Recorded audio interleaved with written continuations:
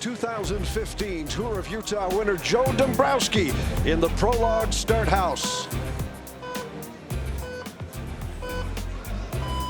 The 2019 Larry H. Miller Tour of Utah is underway.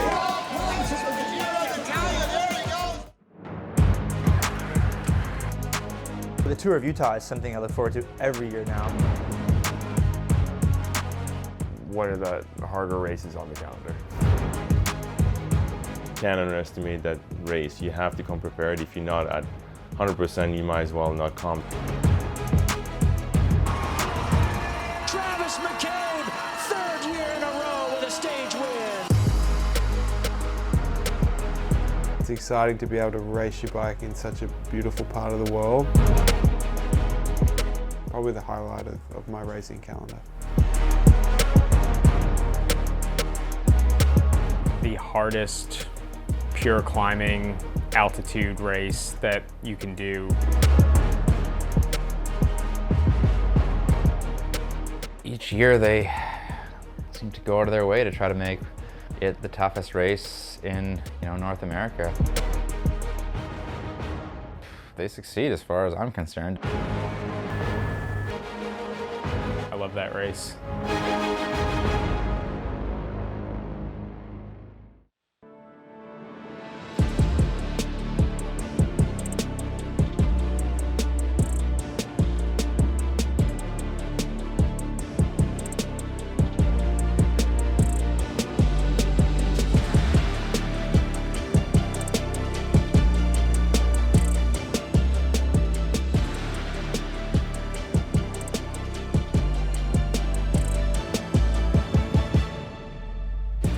We are at Snowbird in the mountains east of Salt Lake City for the prologue of the 2019 Larry H. Miller Tour of Utah.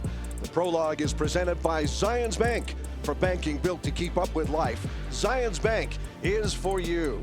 Beautiful aerial shots of Little Cottonwood Canyon in the Wasatch. Hi, everybody. I'm Steve Brown. He is Todd Gogolski, along with our broadcast team. It's our privilege to be your hosts throughout this week of the 15th edition of the Larry H. Miller Tour of Utah, truly America's toughest stage race that just got tougher this year. It did. It's almost 38,000 feet of climbing this year, Steve, and they brought back Powder Mountain, which is probably the hardest climb in any race in North America. They've added a little bit more on top this year, and it will be a massive day for everybody. Well, it won't be a surprise to at least 3 members of this field this year because they are former champions, beginning in 2015 with this man, Joe Dombrowski. Dombrowski up to Snowbird, taking the win, sealing the overall victory on the Queen stage that year. A huge victory for him.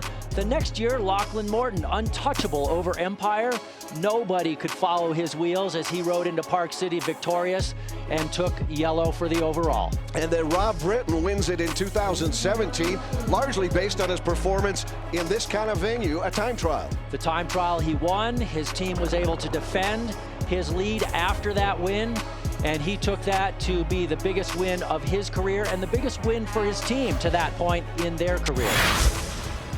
4 other riders to take a look at. It's not just those 3 former winners you worry about this year. Gavin Mannion was second to Rob Britton back in 17. Ben Hermans was second overall last year. Keegan Swerble comes in, his best finish 7th in 18.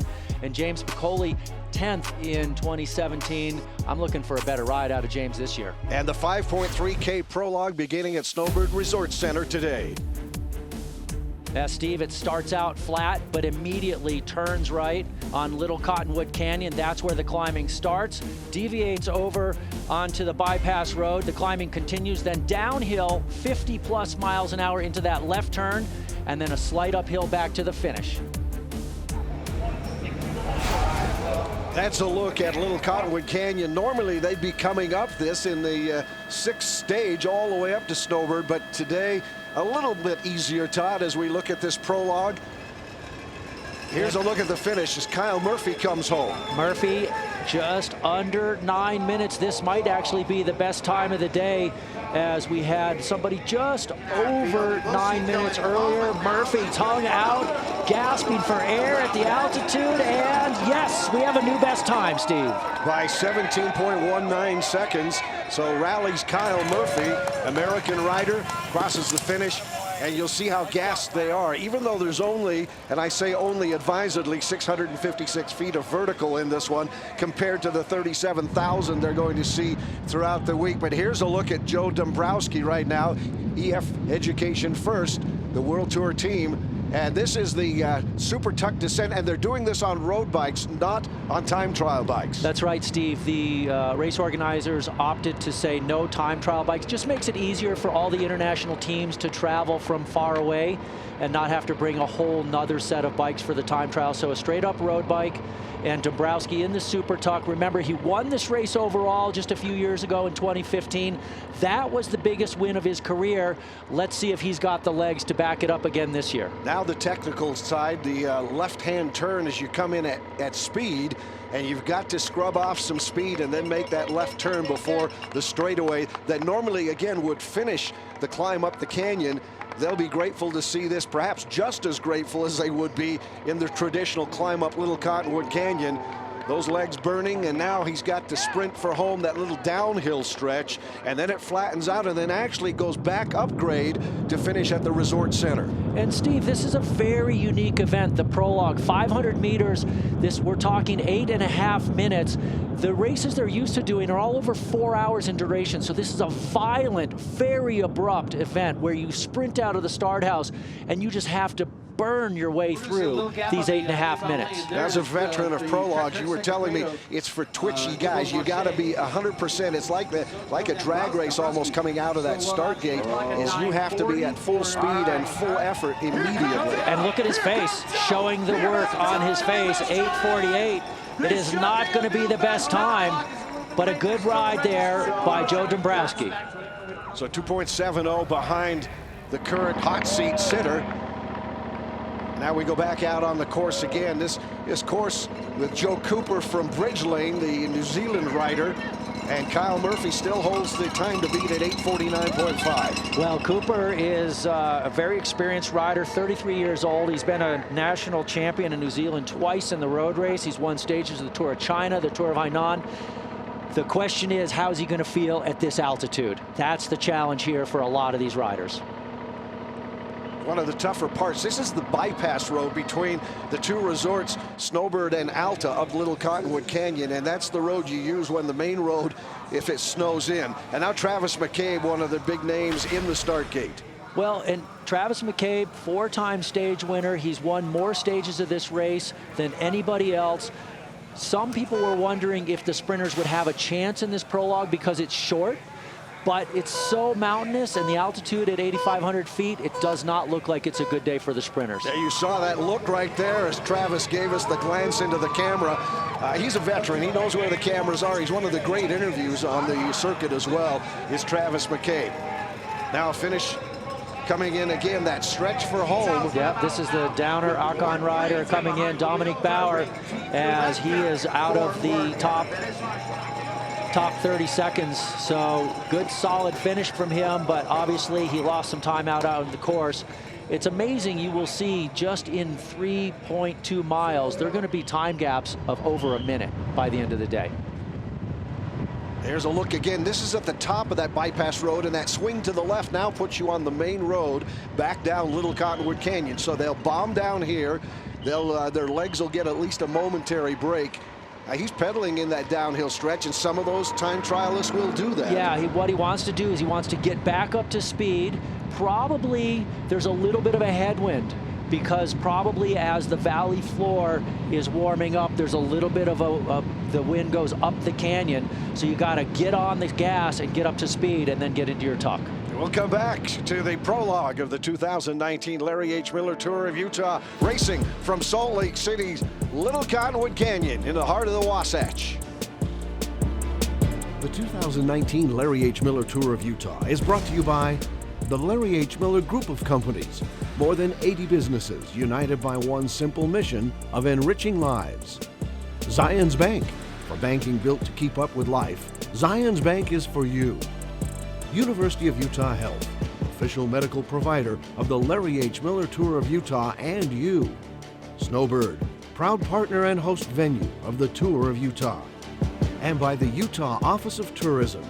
Experience life-elevating moments in and between Utah's mighty 5 national parks and on the greatest snow on Earth.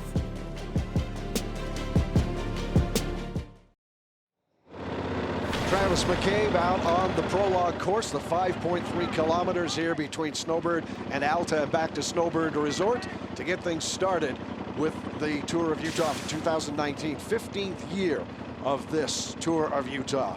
Oh, well, look at him just attacking this Prologue course. He's known as a sprinter, but he's a guy who can get over the hills pretty good for a sprinter. He's incredibly powerful. The question is this climb too long, and will it eventually take the sting out of his legs and start to take a little bit of his speed away from him? Well, let's go inside the Tour with Chad Andrews. Hey guys, wow, this is a really challenging course. You can see the finish line as they're coming through the finishing chute. Just want to give you guys some insight of exactly what happened when I talked to most of the teams and some of the general class guys. They're worried. As I heard Todd say, this is a violent effort. It truly is. I said, did you guys have to change some gearing? Yes, some of them changed their gearing for the downhill. Did you have to change your warm-up approach? Yes, we had to change our warm-up approach. It's such a short race, there's so much vertical, that every guy that I talked to, whether they were a sprinter, GC contender, or somebody in between, they had to give their all today. No doubt. It's over 600 feet of climbing, and in such a short amount of time. And we'll be checking with Chad throughout the week. Of course, Chad's report brought to us by the LHM group of companies. That's more than 80 businesses united by one simple mission of enriching lives. Travis McCabe continues to work out on this Prologue course, and there's the hot seat right there. And the man in it right now, what do we know about it? Well, Nigel is, you know, he's one of the guys who came here to support the GC men on his team. Kyle, excuse me. But he's actually one of, to me, he's one of their top 3 best guys in the race. And so, honestly, if both Rob and Gavin are not there, he could actually be the guy. So they have a 3-pronged attack in that squad. He uncorked a good time trial, and it's just exactly what that team wants to see. And back to the start house again. Mosca, Jacopo Mosca, who had a stage win in last year's Tour of China, and he is ready to go out on this course, riding for Trek Segafredo. Yeah, he actually went on to win the Tour of Hainan in 2017 as well. So he's had some good results in Asia. Once again, one of the big challenges, Steve, for people coming to Utah is not only the heat, but the altitude. And we're at about over 8,000 feet at the start. It goes up to almost 8,600 at the top. Now here's a look at Travis McCabe. So he's going over the top of the climb now, as he will try and get up to speed quickly. Watch the power, just try and get delivered to get up to speed quickly. And once he gets spun out, he will get into that super tuck, sit down on the top tube, but just reducing your frontal area as much as you possibly can so that you can be slippery on the descent, and it'll give you a couple miles an hour. We talked about being on a road bike as opposed to a regular time trial bike, and of course that's one area you'll notice the difference as we look at Jimmy Whalen, who is now in the start house. Jimmy, first year on this EF Education first team out of the US. He's an Australian rider. He's a really solid guy and here to support his team. But McCabe, let's see if he's able to turn in a good time. I do actually think, was watching Ty Magner earlier for the Rally UHC squad. He's another one of the sprinters who was hoping he could uncork a good ride in this Prologue, and it looks like the climb was a little too hard for him.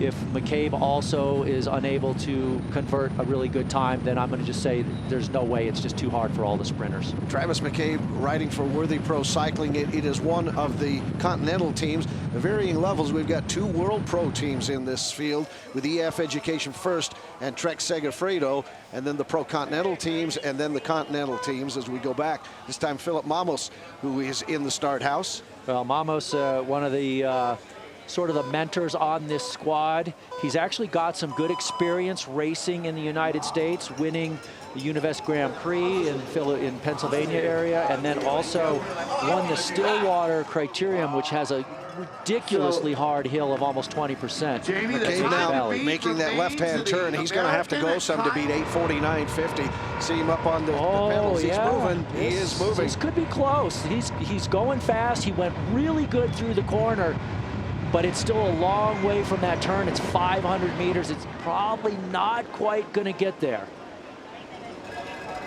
See the turnover rate right there. McCabe, a guy who knows how to turn that speed on instantaneously. Oh, he's going to be close. It's going to be really close. He's a man with power if he has any left. He's got to dig deep. It's going to be incredibly close, but he's just going to miss the best time. Incredible effort by McCabe, though. So a little over 5 seconds. Is that good enough for third? Now Dombrowski was sitting in second, just 2 seconds and change behind. And Murphy's still in the hot seat, just enjoying the drink and the sunshine. He looks pretty relaxed. Well, he put in a great time. Well, and one of the things about Murphy is he will then relay information about his ride to his other two leaders, Gavin Mannion and Rob Britton, the former winner. And so it's all part of the plan. Vamos back out on course, but Travis McCabe came close. And again, go get a little air, some oxygen at this elevation, and that's what he's trying to do right now. We'll take a break, and we'll continue with more from the 2019 Larry H. Miller Tour of Utah.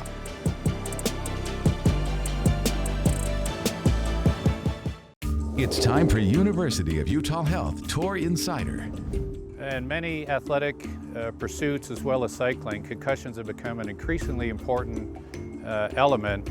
Within the Tour of Utah, our medical team has between 15 and 30 seconds to diagnose a down rider as having a concussion so the rider can get back up and ride if he's able to rejoin the group. We have a protocol to answer 5 simple questions. If the rider can answer those questions, the rider is then allowed to return to the race.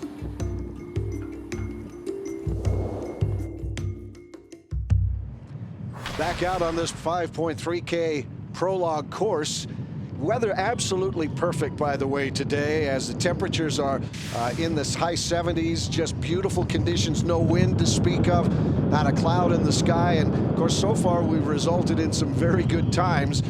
But Murphy continues to be in the hot seat as he is still the best time to beat. And some big names have already gone. Now, Joe Dombrowski is 2.7 seconds behind Kyle Murphy. And then Travis McCabe just came in a moment ago, plus 5.48. And then there's a big gap between that and Badalati at 17.19. And then McCormick. And that's a look at your top 5. Just a beautiful Chamber of Commerce day here in Salt Lake City, in the mountains east of Salt Lake City. But that's a far cry, as Kristen Kenny reports, from what happened just a couple of days ago.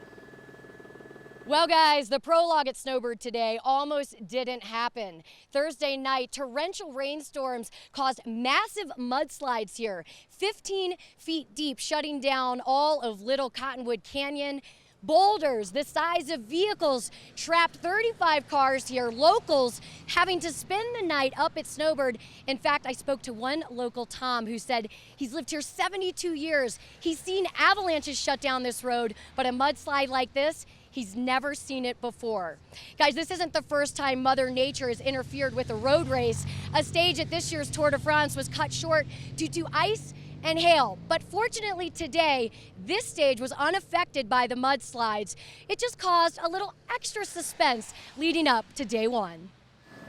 Well, that's the truth, and for the second driest state in the nation, Utah, that's quite a surprise. But this is the time of year, and we've seen it in the Tour of Utah before, when we've had that monsoonal moisture that pumps up in the month of August. So it's not supposed to affect us this week. Well, let's keep our fingers crossed that it all came a couple of days ago. Yeah, no kidding, Steve. I was looking at one of the boulders as I was coming through. It was about the size of the minivan I was driving. I don't know how those things end up in the road. Here comes that turn at the very end. Swing wide, and then it's whatever you've got left as you use the downhill slope here, and then that little uphill grade. It's a little deceptive here. It flattens out, And then as they finish that last maybe 200-300 meters, that's where you've got to have a little bit of extra juice to get up the grade as it starts to climb again. You can see Mosca's time already 20 seconds behind the best time of the day set by Kyle Murphy. So lots of gaps out here. And everybody really, as Chad was saying, this is a really nervous start to the race. You don't have hours to work things out on the road. You've got less than 10 minutes to put in an incredibly hard effort. Mosca coming in well off the pace at more than 40 seconds behind our leader. But he'll be glad to have this over with. The granite to Little Cottonwood Canyon as we go back out on the course again. That's Eder Freire as he tops out on the course, starts his way down the other side. A very accomplished rider. He's changed teams this year, moved over to the DC Bank squad for this race. A very good climber, one of the outsiders to do something on one of the mountain stages. Well, Kyle Murphy of Rally UHC continues to set the pace. He has the lead here in the prologue. Back with more racing in just a moment. Kyle Murphy continues to lead. 8:49.50 is his time, and then some big names behind him with Joe Dombrowski and Travis McCabe, and then that big gap of over 11 minutes between McCabe and Badilati in fourth place. 11 seconds. Excuse me, 11 seconds. Yeah, it must have felt like 11 minutes if you made this run. Yep. And then here comes the finish again. Eder Freire as he drives to the line. The last little downhill goes through there, and now uphill the rest of the way. Digging deep, trying to get everything out of his body. Still 300 meters to go. It's amazing how long this feels, this last 500 meters when you're on the bike, racing at this intensity. It feels like forever. It was Philippe Memos. Remember the DC Bank Pro Cycling team. DC Bank is one of those teams that we talked about, the Continental teams, and again, the various levels, the World Pro teams and the Pro Continental, and then the Continental, the three different levels of professional cyclists. Now on course, that's Ignacio Prado, the Mexican rider for Canel's Specialized, a Mexican team. Yeah, very interesting story, Ignacio Prado. He got in last night from the Pan Am Games, and he got in at 2 o'clock in the morning. At the Pan Am Games, he was second in the road race. He was also second in the Omnium, which is a track event of multiple disciplines all put together. And he was third in the time trial. So he was very good in the Pan Am Games. It's basically like the championship of all the Americas. And didn't get in till 2 o'clock in the morning, and now he's here doing this. And this is your reward for doing so well. Yeah, good job. So he continues to labor up this hill, and there we go back out on course again. Our next rider, Noah Granigan, the American, for Worthy Pro Cycling. Granigan, just a great guy. He's typically finds himself in the role to help his leaders on that Worthy team win, guys like Svetkov, Swerble. But he did win a stage at the Tour of Redlands earlier this year. It was awesome to see. He was really stoked, and I was stoked for him. Of course, on that team is Johnny Clark as well, the Australian. He's going to be the on-course captain, and we'll get into his story a little bit later. And then Travis McCabe as well on that same team. This is a team that's got some real talent. Oh yeah, that's a very good team, and I think maybe this team runs just a little bit under the radar against some of these teams that have come over from Europe, but they will be opening their eyes pretty quickly as they see how good this team is. Some big names still to come here in the prologue to start the 2019 Larry H. Miller Tour of Utah. We will step aside and then we'll take a look at some numbers. But the tour is underway.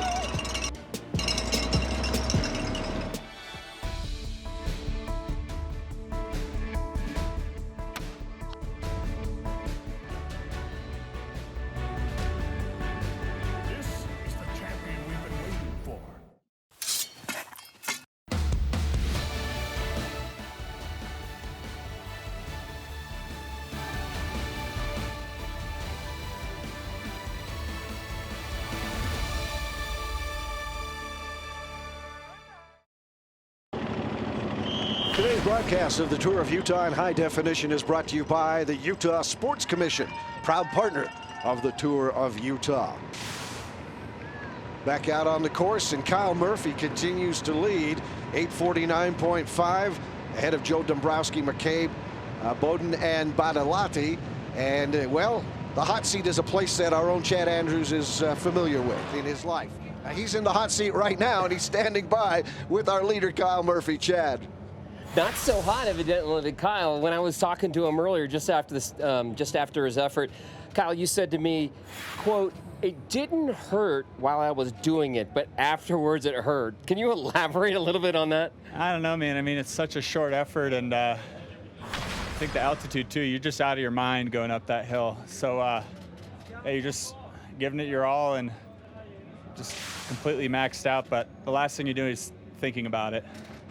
And you roll across the line, catch your breath, and all of a sudden you just feel like a pile of garbage. All right, well, so far he's in the hot seat. He's not a hot garbage seat. He was in the hot seat. That's Kyle Murphy.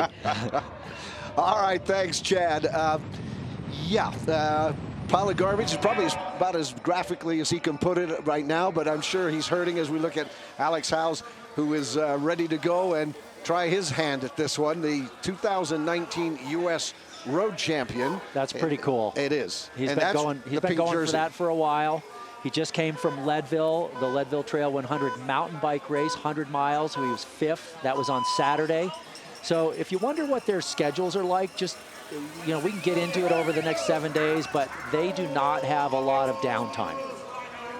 So Howes coming out, and now back out on the course and coming home. Trying to turn in Prado this time. once again. Yeah, Prado is just grinding for home right now, but that time at 9:22 is not going to give him much hope today. No, and certainly his schedule for the Pan Am Games and his travel getting here did not help him.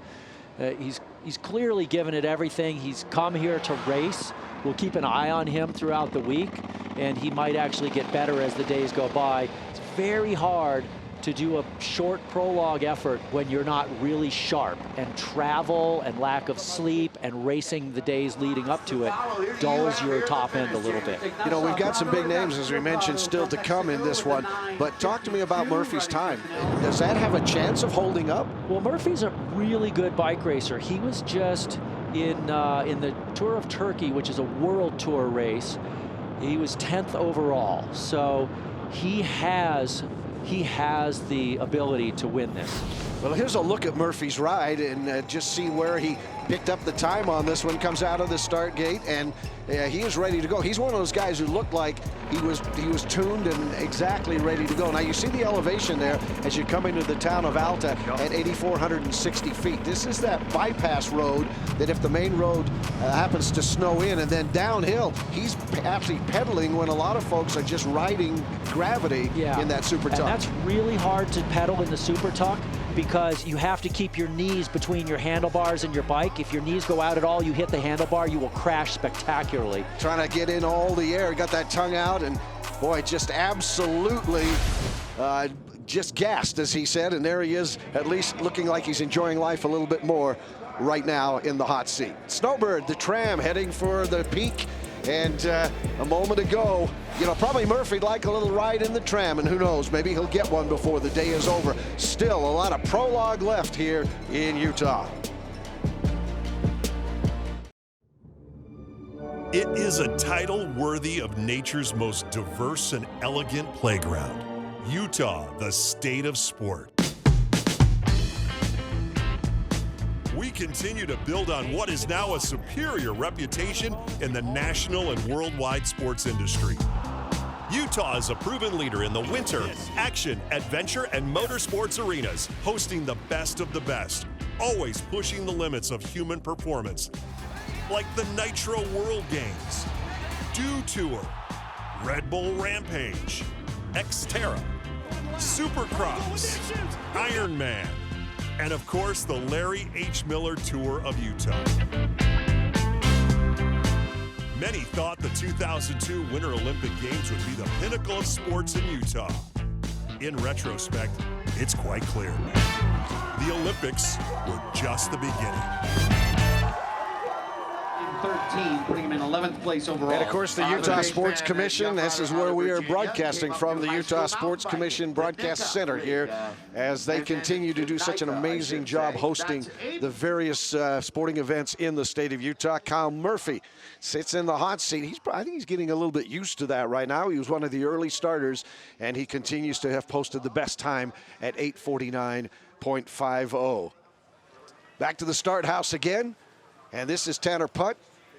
Won a stage in the 2016 Tour of Alberta, and he is ready to go. And Tanner grew up in Park City. Yes, and, he did. His dad is still there. He currently lives in Boulder, Colorado, but he's always in this race. He's aggressive. He goes for it.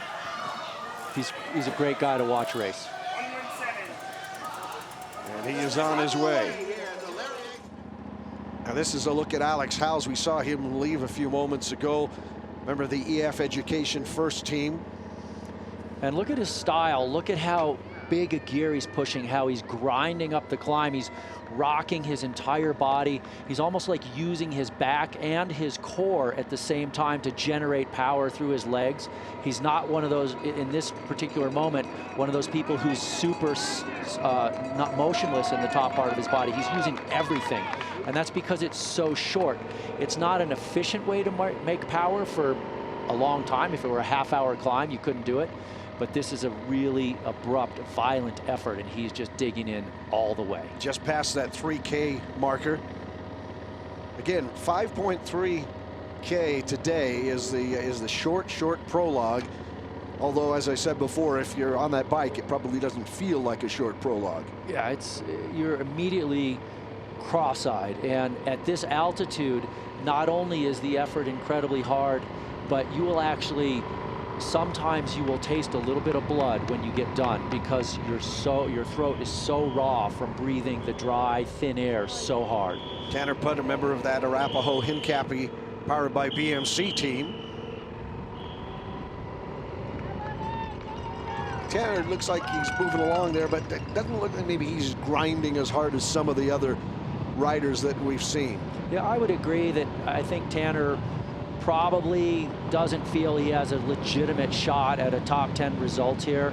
I mean, he's going hard, but he's smooth. You notice the difference in style between him and Howes. Howes now on the downhill into that super tuck. And notice how not only is he down on his top tube, but he's hanging his head down.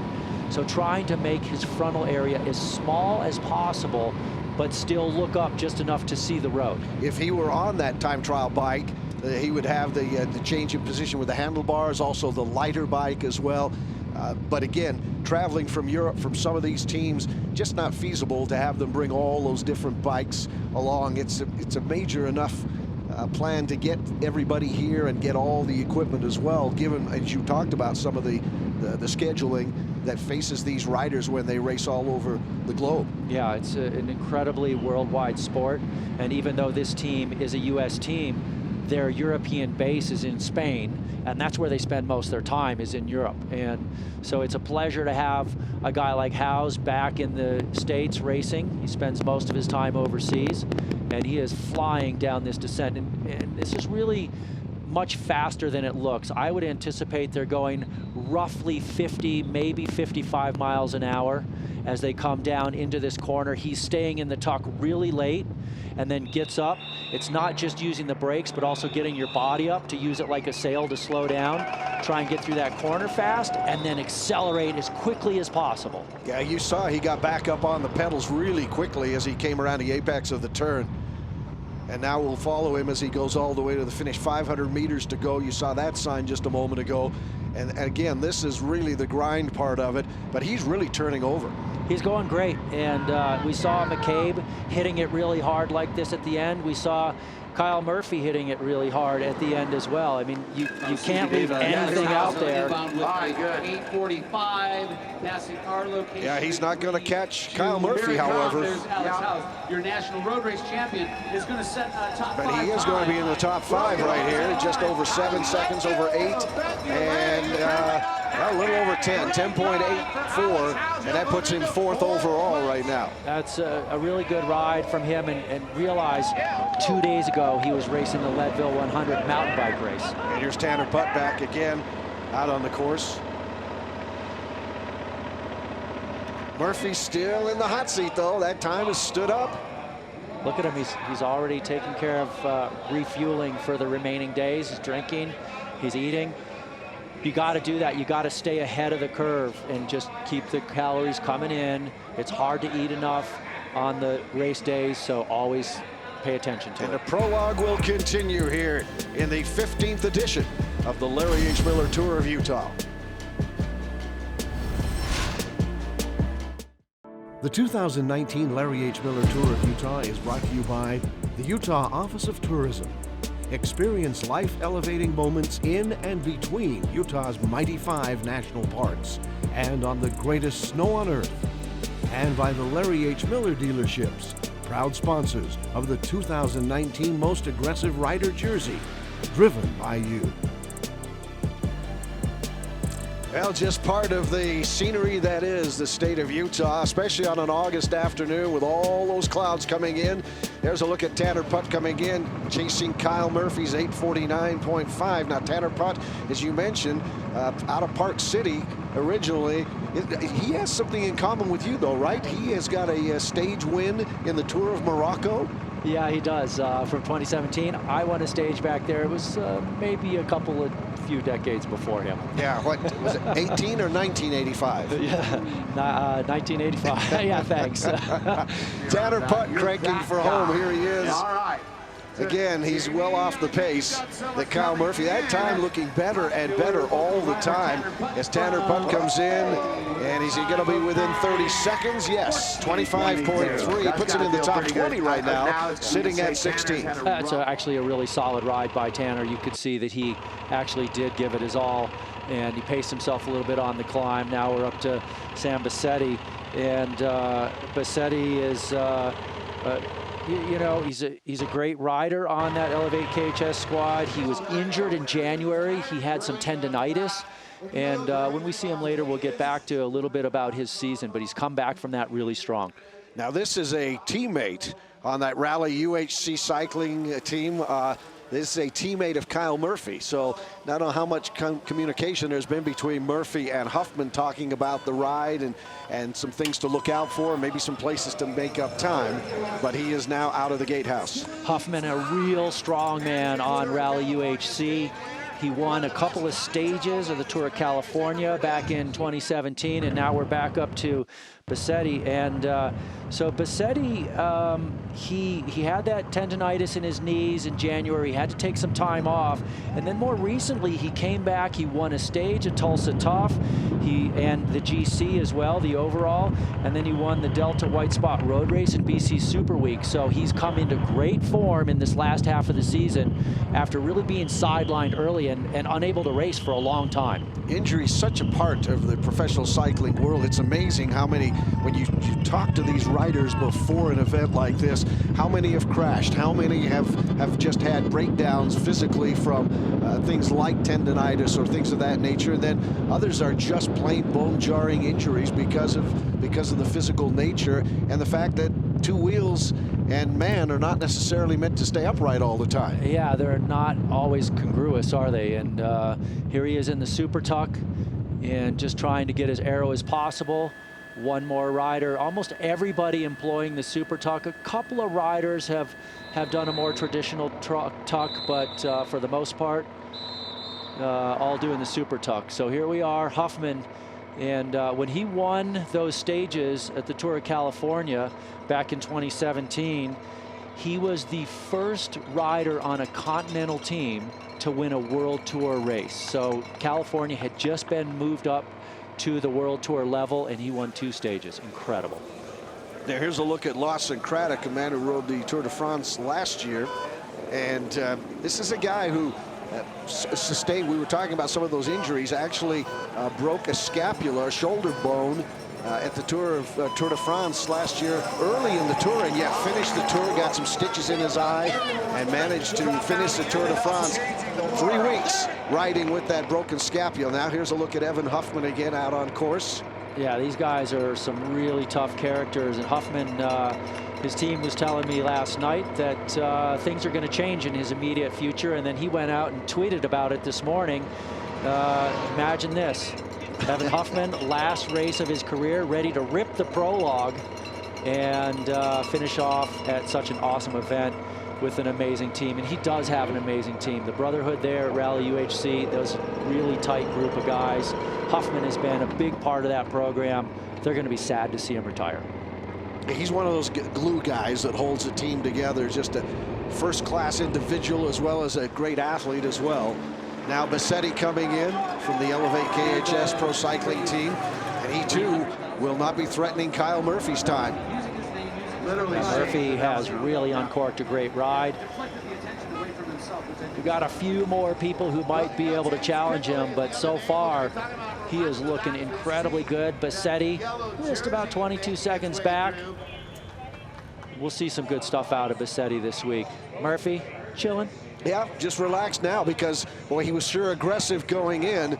And, of course, he's a guy who, whether this time holds up or not, remains to be seen. But you've got to consider him as perhaps a candidate for the most aggressive rider. Larry H. Dealerships proud to sponsor that. And this is what it is, the rider who shows courage, daring, and aggressiveness during each stage. And there's a selection committee. And right now, I think you'd have to say Murphy went out and went for it very early. So far, it's still holding up. There's a look at that jersey as we go back to Craddock. Out on the course, Murphy, 8:49.5. Got Dombrowski and McCabe, again, two of the bigger names, and then Kyle Murphy in there. Not with any disrespect to Kyle Murphy, but if you'd said at the start of this, is he going to be in the top three? You probably have bet against it. Well, don't bet that it won't hold up. Still plenty of racing ahead here in the prologue.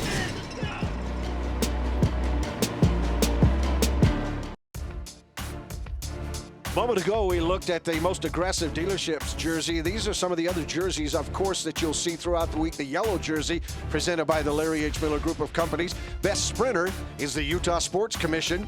Then the Office of Tourism is the KOM, the King of the Mountain jersey. Best young rider, WCF Insurance bringing us that one. Larry H. Miller Dealerships for most aggressive. And then something unique at the Tour of Utah, the America First Credit Union fan favorite. That's where you, the viewers, get to vote on your favorite rider every day. Yeah, so again, be looking for those jerseys as we go. And of course, this is the start-finish area of the prologue, 3.3 miles, 5.3 kilometers. With not a lot of elevation in there, but about 656 feet of vertical. As we look at TJ Eisenhart, who is one of the local favorites, lives here in Utah, born here, one of the folks that people want to look at, one of the real characters amongst many here in the field at the Tour, and now he's underway as well. One of the things I love about TJ is no matter what his fitness level is, he always gives it everything. He's aggressive, he's an animator, he's really dynamic. Look at the standings with Murphy, Dombrowski, and McCabe, the top three. Now, Huffman would like to join that group right here as he's in the Super Tuck and bombing down to make that left turn before he comes into the Snowbird Resort Center again. Welcome back, everybody, to our Utah Sports Commission broadcast booth.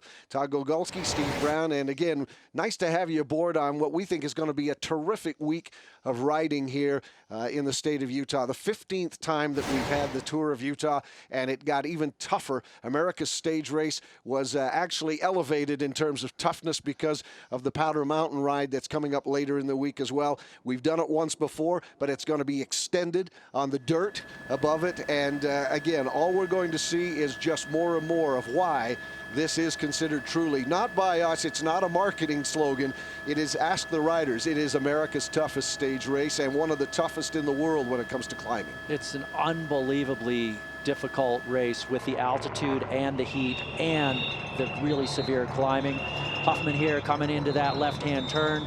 In the last time trial he will ever race in his career as he's retiring after this race. And good for him for all that he has contributed to this sport and to his team. We'll see if he can go away with any individual glory in this week of racing, but certainly he is here for the greater good of his team, and his team is one of the teams that has favorites to win this overall. Well, he talked about ready to bomb the this event, the prologue. Not going to threaten the lead right now, but he's going to have a decent time, no question about it. Can he get into the top five? He's made that turn, and now he's just got to grind everything that there is possible there to get home. Well, and it is his teammate who is leading the race overall from the prologue at this point, so he's got that happiness in his back pocket. He's 16 seconds off the pace. Gets into 7th position, so won't make the top 5, but right now he's in the top 10. And we're back out with Lawson Craddock in that super tuck. See, now notice when you pedal there, your knees actually go between the top tube of your bike and the drop of your handlebars. And if you do that wrong and you hit your knee on your handlebars, it is all over. And that's a really tricky thing to do, to pedal in that super tuck position. And the question is, how much can you pick up doing that? Yeah, it's hard. Risk reward, right? Yep, it's hard to get much power out that way, but he's just getting a little bit here and there, and then at the last second, up, scrub off a lot of speed for that final turn, and then through the corner. Well, he makes the turn in under 8 minutes, so he's got about 50 seconds between now and the finish, and Lawson Craddock may threaten. This could be a really good ride from Lawson Craddock. Lantern Rouge in the Tour de France in 2018 when he had that broken scapula, meaning the last guy in the general classification, and he is uncorking an amazing ride here in the prologue. Continues to turn now for home, and it's that last straightaway, a little bit of an uphill grade, and he just might get it done. I think he might get this. He's got 15 seconds to make it. You're going to see a new leader. Craddock, so close, standing on the pedals, and Lawson Craddock is the new leader at 8:43.14 by 6.3 seconds. He has moved into number 1. Wow, great ride by Craddock. Great ride. Absolutely spectacular for Lawson Craddock. So he will unseat Murphy. We saw when he made that turn, you know, we talked about it, and maybe that little super tuck pedal just gave him enough, but 6 seconds, I mean, that's a significant margin. Yeah, the pedaling maybe could have given him a couple. Clearly, he went up the hill a little bit faster. And just look at the effort. That's work personified. Yeah. So there's a look at your new leader, Lawson Craddock. And he'll sit in the hot seat, at least for the moment, riding for EF Education First, one of the World Pro teams here, one of the 2 in this Tour of Utah. Now we're back to the start house again for Worthy as we look at Lawson Craddock now with a 6.36 second edge. So he's got that lead. And there's Keegan Swerble, one of the prologue favorites. This is a guy who might be able to knock Craddock out of that hot seat right away.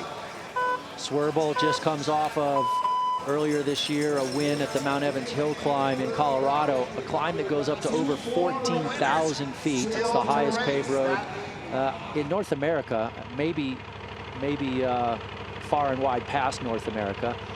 Eisenhardt on the climb. About 5:18 in. Trying to get up to the top of that and then head for home. It's got to feel real good when you make that left-hand turn at the top of this. Yeah, the bypass road. Yeah, you're right up to the town of Alta. The 2 world-famous ski resorts just back-to-back here. And does that tell you what kind of a ride this prologue was? It might only be 3.3 miles. But Lawson Craddock is living proof right there, and just barely hanging on, living proof that this was not an easy ride. Yeah, and you know, he knows he's leading right now, but he can't enjoy it. So he actually probably looks better than he would if he weren't leading, because he's got the joy to help buoy his spirits. You know. Has he gotten to that point where he can enjoy the lead at this, or is he going to take a few more minutes before he can get over to that hot seat? Yeah, he'll get over there soon enough, and then it's the anxiety knowing that there are other riders behind you, and are you going to be able to stay at the top, or is someone else going to overtake you? And we're on course right now. George Simpson. Yeah, George Simpson working his way up as we get a look at the top of the hill here in the Wasatch. Lawson Craddock with a 6.3 second lead.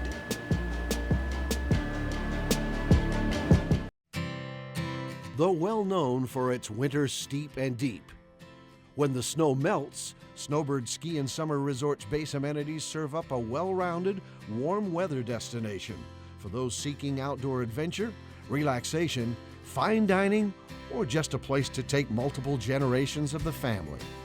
Challenging cyclists to reach its base up the Little Cottonwood Canyon Scenic Byway, Snowbird offers trails, views, rides on the tram, exquisite dining, and multiple ways to get down the hill, including the mountain coaster, alpine slide, and zip line. Snowbird, truly one of Utah's premier year-round mountain resorts. And that look at Snowbird was brought to you by the Utah Office of Tourism. When planning your next life-elevated adventure at visitutah.com. Well, I'll tell you what, you know, you look down the valley at this time of year normally, and you don't see as much green as we're seeing here. We had record snowfall. They were still skiing at Snowbird on the 4th of July this year. The record snowfall and then the wet spring, and it's just the whole mountain has turned green, and what a wonderful backdrop for this year's Tour of Utah. Well, TJ there, kind of doing something a little weird going into the corner. He was on the left, and maybe he just was so tired he just kind of forgot where to line up. Had to move out to the right and then cut back left to the apex. So not a great line there through the corner for TJ. And there he is headed for home. He's not going to be in this. This is not one of his strengths typically. And the question is, you know, where is his fitness level at this point? Don't really know. He's over 30 seconds behind the leader, Lawson Craddock, right now, pushing him for home.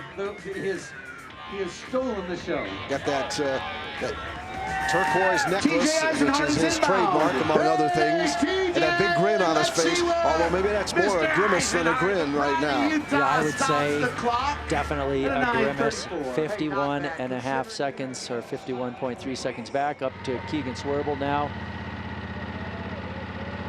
And Swerble, look at that, huge gear out of the saddle. We haven't really seen other guys working it like that. Gavin Mannion, now let's not forget, he won the 2018 Colorado Classic. He was second overall in this race 2 years ago in 2017. And he is a guy who can time trial, he's punchy, he's a climber, he is a real threat for the overall classification. And he came out of that start gate very quickly. And this is Kevin Vermarka. Vermarka, one of the men on this Hagens-Berman action squad that they look to for a possible decent result, top 10 result. He's only 18 years old. This whole team it's a development team. It's young riders. It's run by Axel Merckx, the son of the most famous bike racer ever, Eddie Merckx, and also Jeff Lauder, local Utah native. And they run this program, and they turn out amazing results from really young guys. Swerble again, out of Worthy Pro Cycling. And as you talked about, you know, he was out of the saddle, pushing that big gear, that huge gear going up the hill. Yeah, he really went hard in that last section. Then there's that little downhill he just comes through, this little bump up, then the left, and to get back up to speed on Little Cottonwood Canyon, you got to get up to speed as quickly as possible. You just gotta forget the pain, grab a handful of gears, and get up to speed quickly and get tucked. Well, he's still working on regaining the speed, and you'll see him slide forward in just a moment or so once he gets that speed back and become more aero. There it is, down in the super tuck on the crossbar. Yeah, and just getting as small as possible. It's actually a little bit of a tricky position to have good control, but everybody has adapted that posture for descending now. Gavin Mannion, member of that rally team. And for more on the team itself, let's go to Kristen Kenny. KK. Well, guys, violent, painful. Those are the words used to describe this short uphill prologue today by Gavin Mannion. He said this is huge for the pecking order for the GC. I actually spoke to their race director, Patrick McCarty, who said the cadence today is so different from the rest of the week. More emphasis today on recon and prep. He had his riders riding this course 3 to 4 times before to know the critical corners. I'm talking about Kyle Murphy, Gavin Mannion, like you see, and upcoming Rob Britton. Also, the second most important thing today, mental preparation. There is absolutely no room for error, he told me. Oh, that is so true. It is such a mental game. you have to push yourself much harder in a short event because you don't have any time. So you got to go incredibly deep and just think about recovery later. There's no pacing in something this short. There's a look at the moto. How about the life of the moto guys and the cameras? And then Chad Andrews on one of those motos out on the course. It's got to be second to actually riding. It's got to be the biggest thrill there is as Swerble turns for home. Yeah, he's actually going to be relatively close. I don't think he's going to put out the best time, but he's not going to be far off it. And a lot's going to come down to how much he has left in the tank right now. Yeah, he made that turn a little over 8 minutes, and I believe Craddock made it just a half a second before 8 minutes, that final 500-600 meters. So we'll see how close he comes. Yeah, it's going to be a good time. Swerble turning over a great rate. Not come up a little short. Yeah, a little bit short. It is a very good ride by Keegan Swerble. Top 5 maybe. Another huge gear as he comes to the finish. Some people have a higher cadence. He is just grinding a massive gear. 11 seconds out in 5th place. Yeah, there's Lawson Craddock. He looks a little better than the last time we saw him. And, well, who's that there? Chad Andrews with his microphone. So we'll get to him in just a few moments when Lawson can catch his breath enough to do an interview. Right now, he's just, I think, getting a little rehydration and maybe enjoying the view for a while. It's nice to relax after that type of an effort. And as KK was saying just a moment ago, the mental aspect of this. A lot of times when you're looking up the road like Mannion is here, you're looking at this climb, you're thinking about settling in and pacing, and you really can't do this in the prologue. It's too short. You have to just be in the red the whole time. It's going to hurt every single pedal stroke. Personality plays a big part, doesn't it, in this kind of a venue, whether it's a time trial or this kind of a prologue, where you have to be content to be by yourself and push yourself without having a teammate next to you, or the peloton, or the value of having the other kinds of emotional support that you get in a group. And of course, in the prologue, right now, you're all by your lonesome. We'll be back.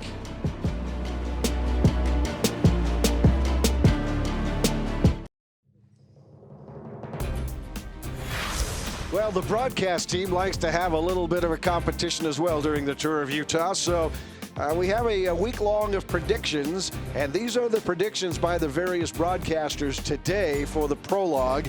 And we start with Brad, who likes Sergei Fetkov. Now, there were a lot of folks who would like to have picked these, but one of us had to pick at the end, and you can see who it is. This was the order of picks. So let's talk about some of these. Well, Sergei Fetkov, a very good time trialist and a good climber. Brad picked him. Rob Britton, former champion. Frankie got him. Lachlan Morton, also a former champion. Chad got him. I picked Ben Hermans. He was second in this race, and great climber, good all-rounder. And Steve, you got James Piccoli, and you know what? I think James is going to be a great guy this entire week. Well, I'm feeling pretty good about my pick, but Chad Andrews didn't pick Sergei because he was already gone, but he did have a chance to talk to him earlier.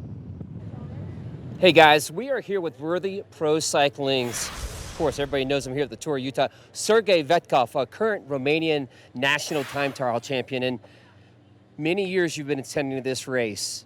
This time trial is different, or the prologue's different. How are you going to approach it today? Hello, everyone. Yeah, it's pretty hard prologue, actually. I can say, like, one thing is a short distance, and another thing is a really long effort because it's a super high altitude. It isn't super, but still 8,000 feet. It's pretty high, and you know, really, like, probably a lot of people super excited from the start because, like, oh, it's going to be like 7 minutes, but it's hard 7 minutes. So hopefully steady and, you know, fast downhill. That's for sure. It will be pretty dangerous too because it's you know, less air pressure dense, and it's kind of super fast. Did you have to do any changing of your gears today in preparation for the downhill because some of the speeds might reach 50 miles an hour? Yes and no. Actually, from the first thing, I really changed my big gears, like 55 tooth on the big one and 43 on the small one. So actually, I will have some, you know, choices to match my, you know, feeling. So we'll see. All right, that's going to do it with Sergei Fetkov of Worthy Pro Cycling. It's got to be one of our favorites today. Back to you guys. All right, Chad, thanks very much. Gavin Mannion coming in. We'll take a look at his time. 8:35. You know, the interesting thing as we look at him, he's going to be a real good time here. But Sergey talked about 7 minutes in his estimation. We'll see how close he is. Well, Mannion is not going to beat Lawson Craddock right now, but you look at that lead time at 8:43. If Sergey Vetkov is close on his guesstimate of 7 minutes, he'll blow this field away right now. Yeah, I don't think anybody's, well, I'm not going to say nobody's going to go under 8, but I think it's going to be very tough. All right, well, we'll find out because still some big names yet to come here in the prologue at the 2019 Tour of Utah.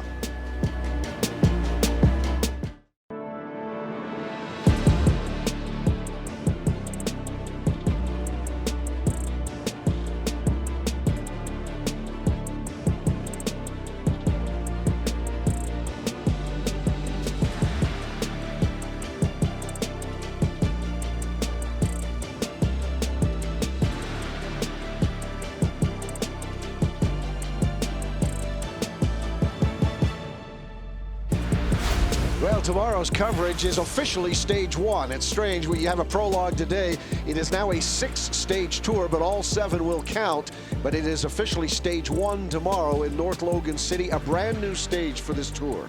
Yeah, tricky. It's a little bit short at about 87 miles, 4,300 feet of climbing, couple intermediate sprints, 3 KOMs, but the finish circuits, we have to see how it plays out. There's a climb that's a couple of kilometers long. They do it 5 times. The question is, will the sprinters make it over that climb to contest the finish, or will it be the general classification riders sprinting it out? Yeah, it is going to change the complexion of the Tour of Utah this week because we have shorter stages like tomorrow, but more aggressive riding as Lawson Craddock continues to lead here in the prologue with a 6.3-second lead over Kyle Murphy right now. The advantage is 6.3 seconds, and Lawson looks pretty relaxed. I guess this is the time to be that way, but there's still some big names coming out of that gatehouse, and we'll find out if anybody can dethrone him before this one's over. This is Pete Stetina.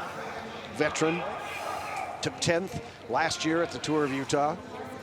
And Stetina just coming off of the Leadville 100 as well, the mountain bike race 2 days ago, where he was, I believe, 3rd. He was top 5, so don't quote me on that, but definitely top 5. Playing his hand in the gravel scene and the mountain bike scene, which is really something he's just playing around with. It's not his normal thing. He's been a road racer his whole career. And a way to stay fit and keep your fitness level up. Now, you'll notice some of the riders have actually a car that follows them. Not all of them, because there aren't that many cars. But as a team director, you've got to make the decision, don't you, from a tactical standpoint, which rider are you going to keep a car with? Now, it really doesn't help you much because if you break down, you puncture or whatever in such a short prologue like this, it doesn't help you. In a regular time trial, it may help you as we look at the on deck with Piccoli. That's my guy coming up next, and then Vetkov and Hermans and Morton. So basically, the entire broadcast arsenal comes up in the next couple of minutes here. We'll see how we fare. Yeah, Piccoli's been really strong this year. Talked with him a couple of days ago at the team presentation, and he has trained incredibly hard for this. He's been at altitude for a long time.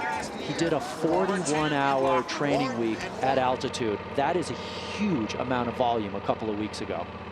Back out on the course, this is Chris Harper, the Australian, riding for Team Bridgelane, the Australian team. This guy's a real promising rider.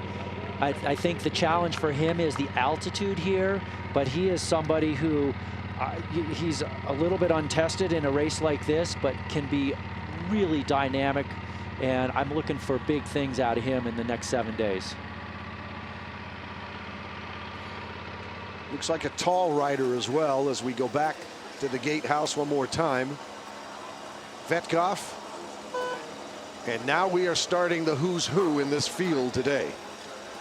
You heard Vetkov talk about, didn't really change his gearing, but he knows this is going to be a very difficult prologue. But he looked, when he talked to our man earlier, Chad, looked very focused back then. He's well, he's a 5-time national champion in the time trial discipline. So he knows what he's in for. He knows the mental game. and he's good climber. We're back to Piccoli now. Every one of these riders we're seeing in the last 5 here, any one of these could win this time trial. They could also win this race overall. These are the stacked riders that have the biggest horsepower in this race.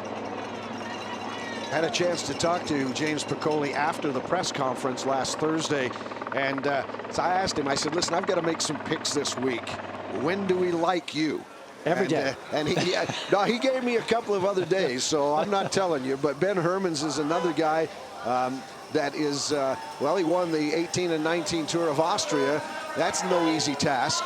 And he just flew in, he said, just a couple of days ago when we interviewed him on Sunday. He had just landed and just come in. So he's had quite the travel schedule as well. Now, Herman's a really big-time, classy rider. Lachlan Morton, former winner of this race, and he comes back very motivated. I think he will be the leader of that EF Education First team.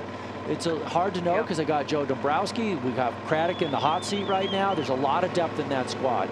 Back to Piccoli as he heads over to the bypass road now. So off of the first part of the climb on Little Cottonwood, quick little descent, and then climbing again.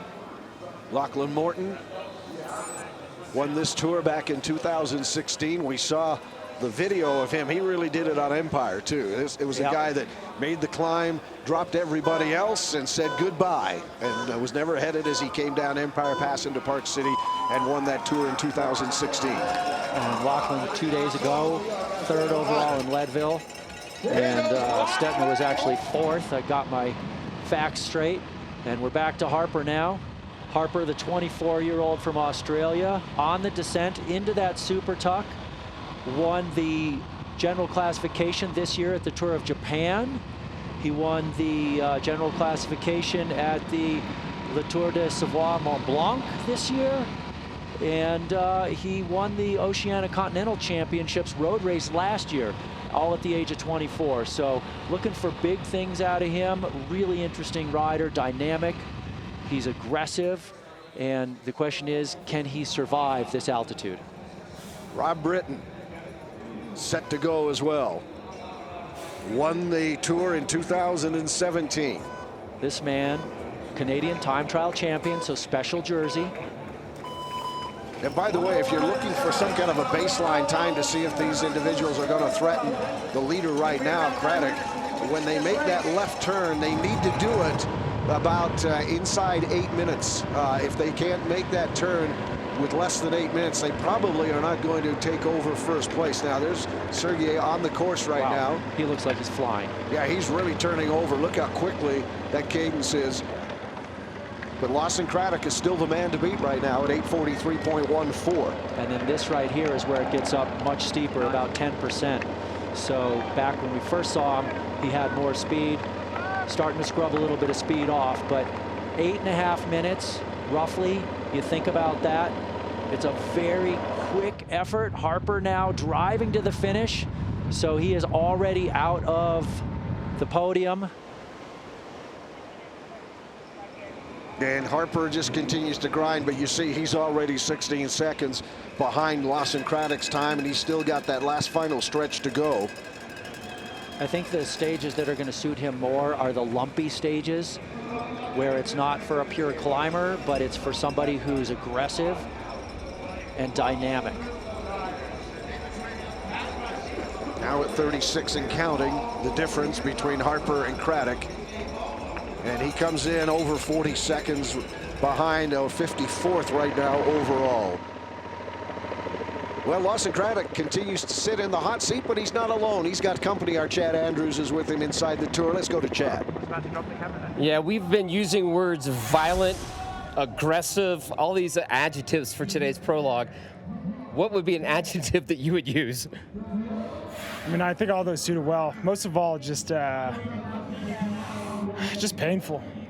Even now, I mean, been done for about 30 minutes, still trying to get my heart rate down. Anytime you make that intense of an effort at 9,000 feet, it stings.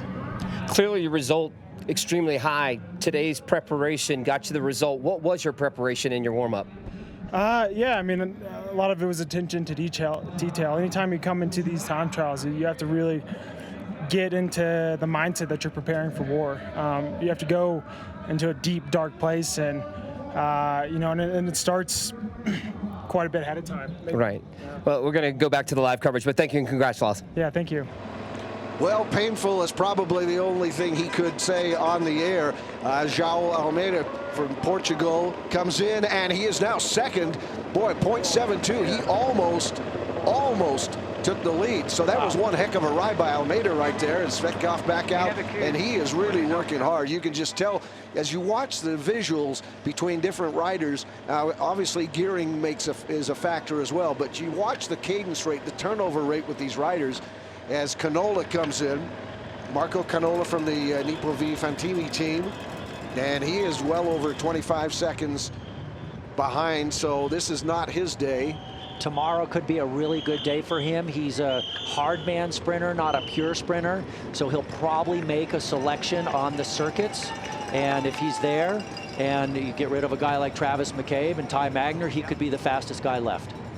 So he comes in 63rd, almost 40, well, a little over 44 seconds behind. And now Rob Britton, look at the grade there. And I know the camera's tilted a little bit, but that is Rob Britton. And it's not that much an optical illusion. That is a steep ascent there, especially when you look at what you've got still left before you make that turn. And Peter Stetina coming in, the Trek Segafredo rider, 8 seconds over now. And grinding for home, but that's a good ride for him.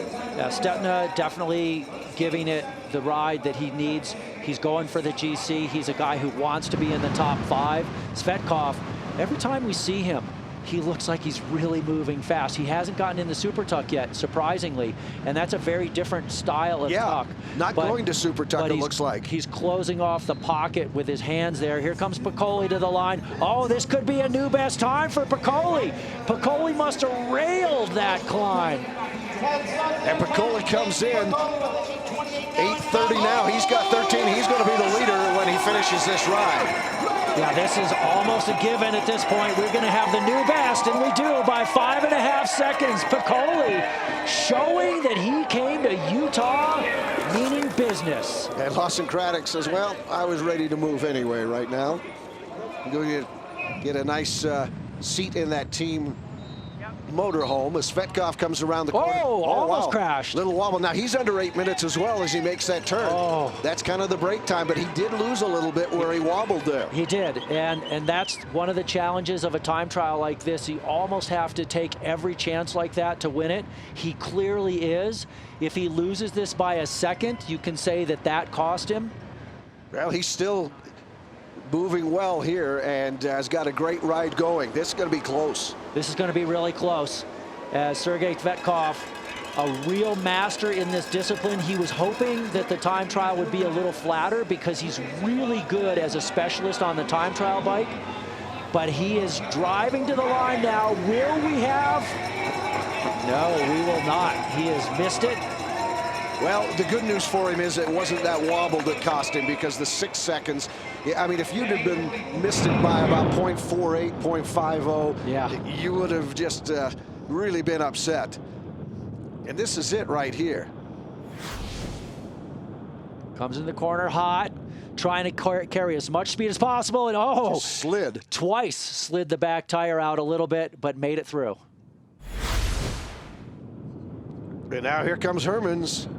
Oh, Belgian. This is another good time. Every one of these guys, every one of them very close. Hermans now still with 300 meters, more than 300 meters to go. It's got to be close, but I don't think he's going to get it. I don't think he is. You've got to either. make that turn in under 8 minutes to have a chance, I think, in that last downhill and then the straightaway. It's a good ride for him, though.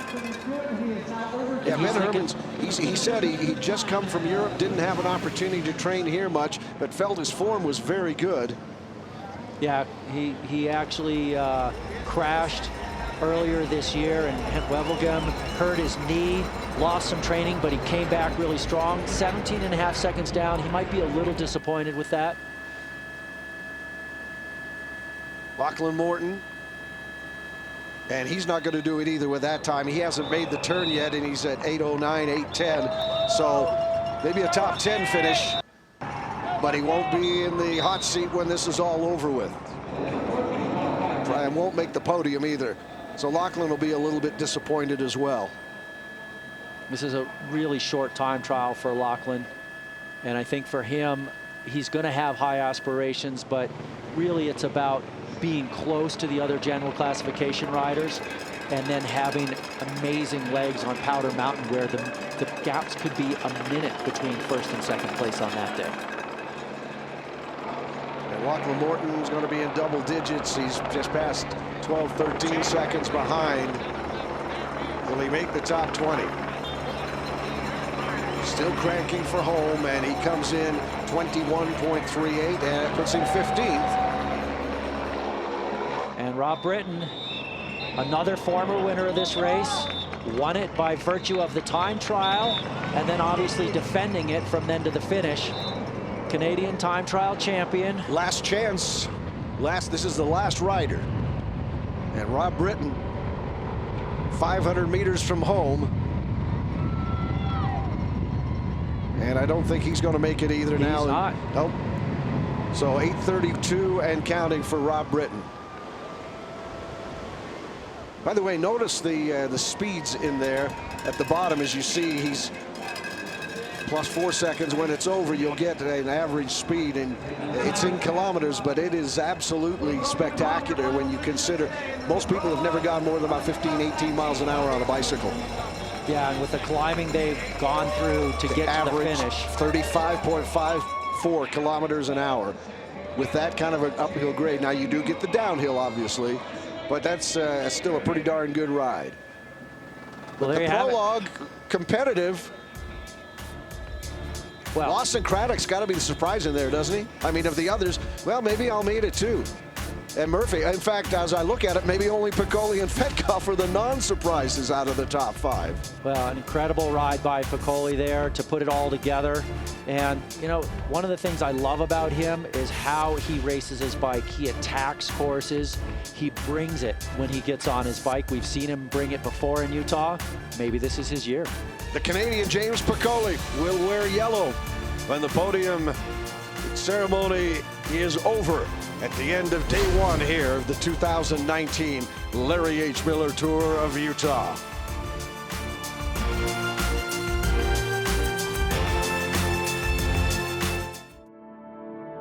The 2019 Larry H. Miller Tour of Utah has been brought to you by Zions Bank. For banking built to keep up with life, Zions Bank is for you. University of Utah Health, official medical provider of the Larry H. Miller Tour of Utah, and you. Snowbird, proud partner and host venue of the Tour of Utah. The Utah Sports Commission, Utah, the state of sport.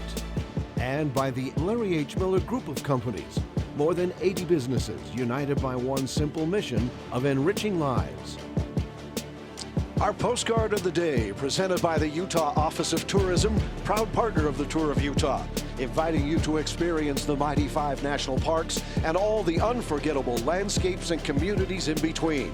Then come winter, the greatest snow on earth. Find inspiration and itineraries at visitutah.com. The granite, the cliffs, a Little Cottonwood Canyon and Little Cottonwood Creek down to a more manageable level right now as we look at today's results. James Piccoli, the Canadian, sits atop the leaderboard right here as we finish the first step of the 2019 Tour of Utah with Lawson Craddock, Sergei Fedkoff, Almeida, and Murphy round out your top 5, and Kristen Kenny is standing by with the man who wears yellow.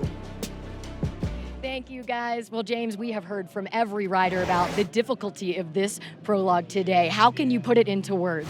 I mean, prologue today at Snowbird, Larry H. Miller Tour of Utah was super tough. I mean, it was up and down and technical with a pretty complicated corner at the bottom. Really cool crowds, really beautiful vistas, everything you need to make a beautiful first stage. A lot of preparation went into this one before it began. So can you tell me where you feel like the difference was for you in making up the time? It was probably a little bit everywhere. I mean, I came out here with my team director and some of my teammates from Elevate KHS a couple times to preview the course and to sort of figure out a game plan and a strategy to how to ride it, and because pacing was super important today. Being at almost 9,000 feet and being a really technical and really hard course here at Snowbird, our strategy to pace the prologue was really important.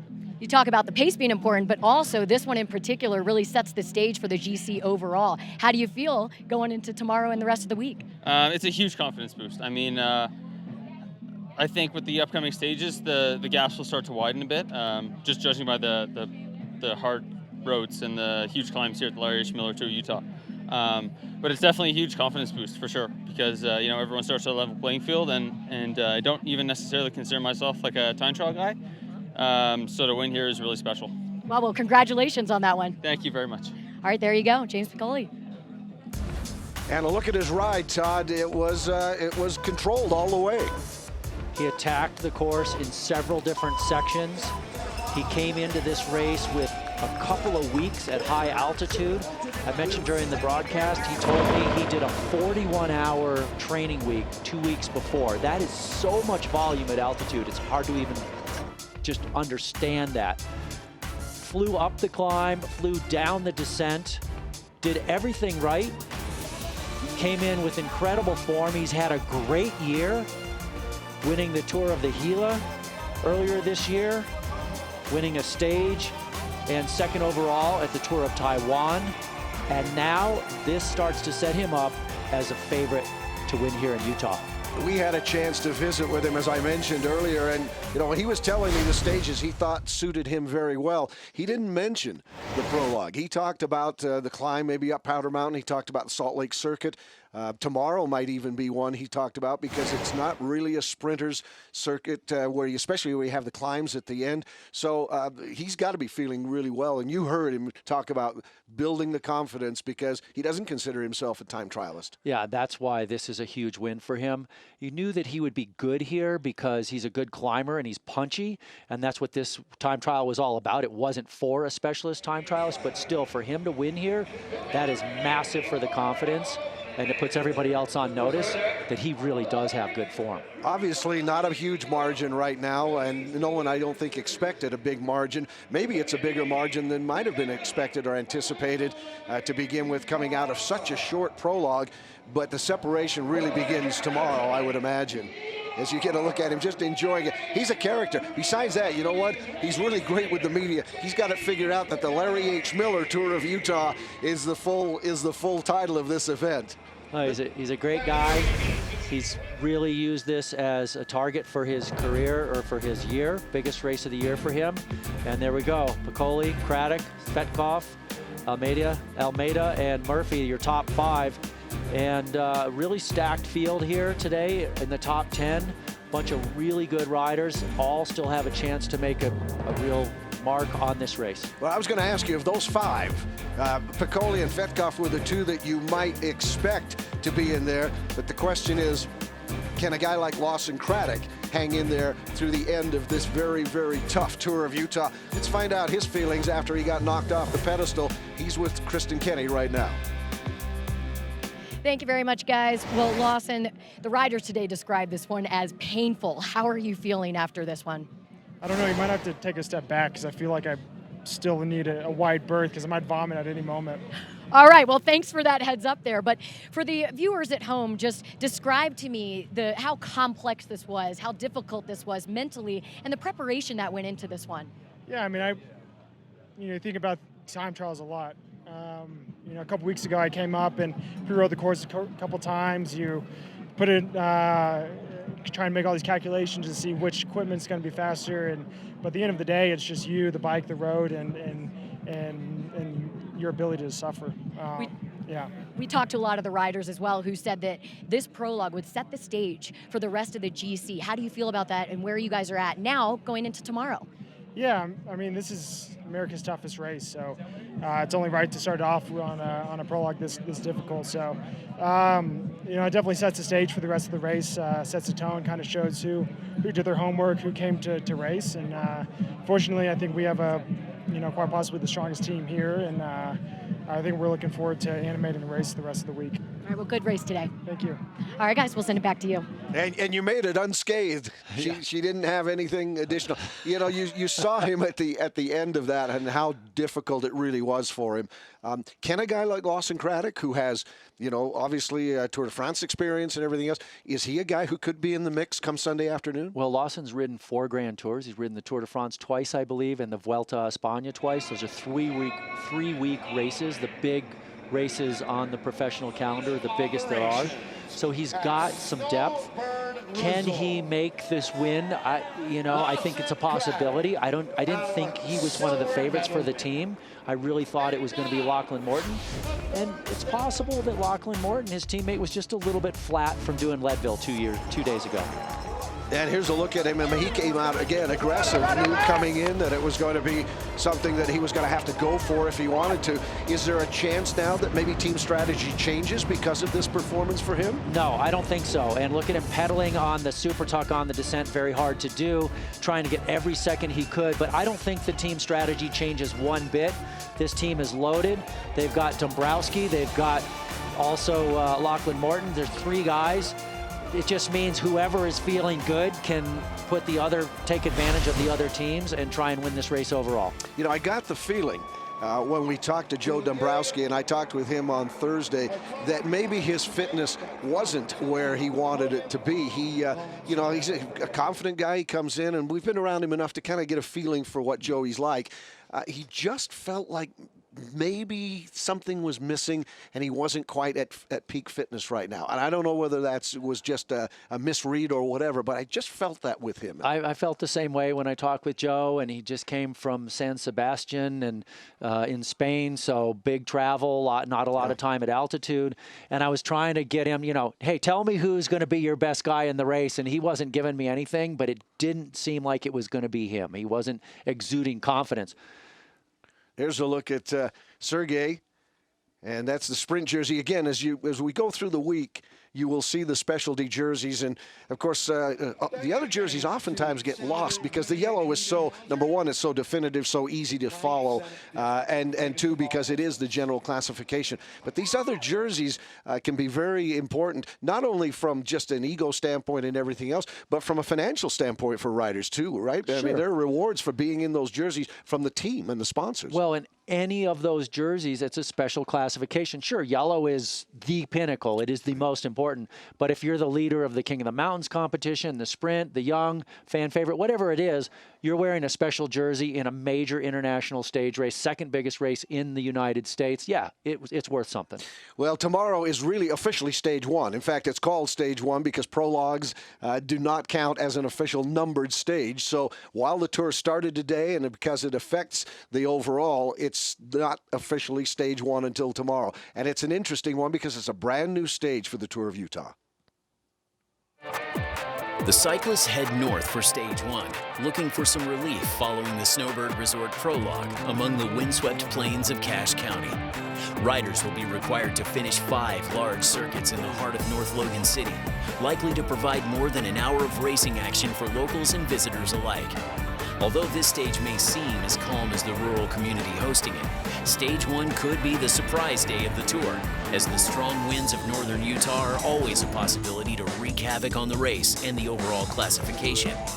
The final hour of racing will be a whirl of wheels and a festival of speed through North Logan, as the sprinters will attempt to hang on through the bellows in order to complete a difficult circuit to the finish line. North Logan, new stage, stage number 1, and there got 86.9 miles, shorter stage, but 4,300 feet, including those 5 circuit finishes, and that's really where the elevation comes in on those 5 laps around North Logan. A couple of intermediate sprints, 3 KOMs. It'll be a totally different challenge than what we saw today, Todd, obviously. Well, and one of the things that I love about circuits is they're always really aggressive. They're dynamic. They've got a climb on there.